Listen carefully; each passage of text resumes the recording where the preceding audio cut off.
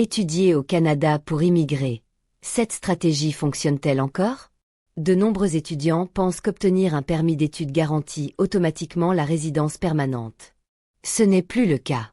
Depuis les récentes réformes, cette stratégie fonctionne toujours, mais seulement si elle est planifiée intelligemment dès le choix du programme d'études.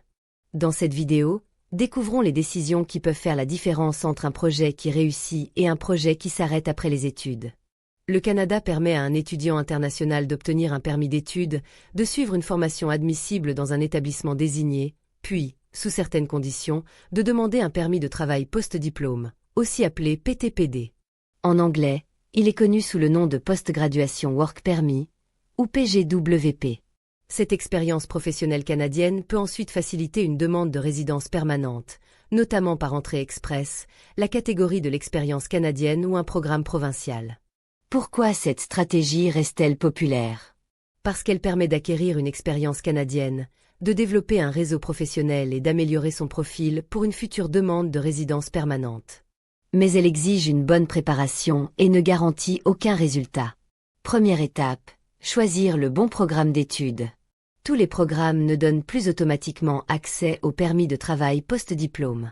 Privilégiez une formation de plus de 8 mois, offerte par un établissement désigné et admissible, idéalement dans un secteur recherché comme la santé, les sciences, les technologies, l'ingénierie, les mathématiques, les métiers spécialisés, l'éducation ou l'agriculture.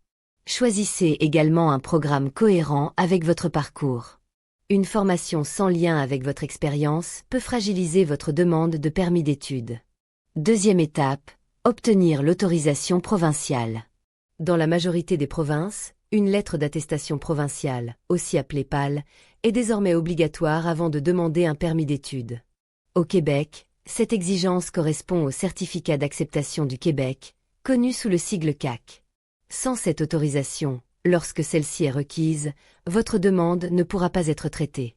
Troisième étape, démontrer votre capacité financière.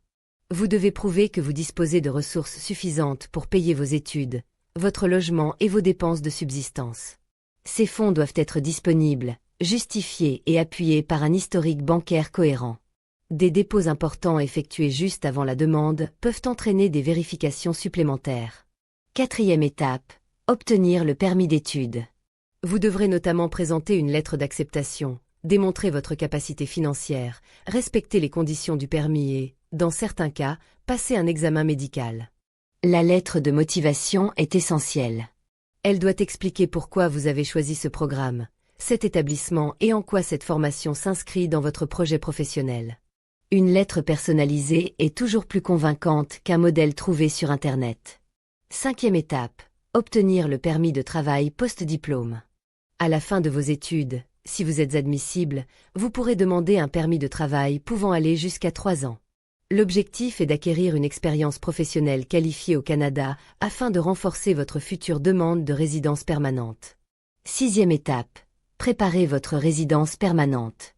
Plusieurs options peuvent ensuite s'offrir à vous. La catégorie de l'expérience canadienne, les programmes des provinces, la mobilité francophone pour certains emplois à l'extérieur du Québec ou encore les rondes ciblées dans les secteurs en forte demande.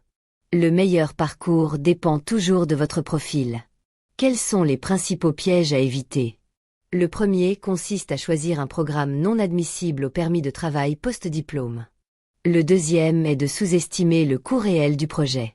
Entre les frais de scolarité, le logement, les assurances, le transport et les dépenses courantes, un projet d'études représente souvent plusieurs dizaines de milliers de dollars.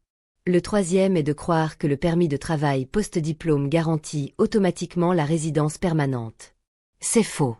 Il s'agit d'une étape importante, mais l'obtention de la résidence permanente dépend toujours des critères des programmes d'immigration. Le quatrième est de négliger la préparation linguistique. Un excellent résultat au test de langue peut considérablement améliorer votre dossier.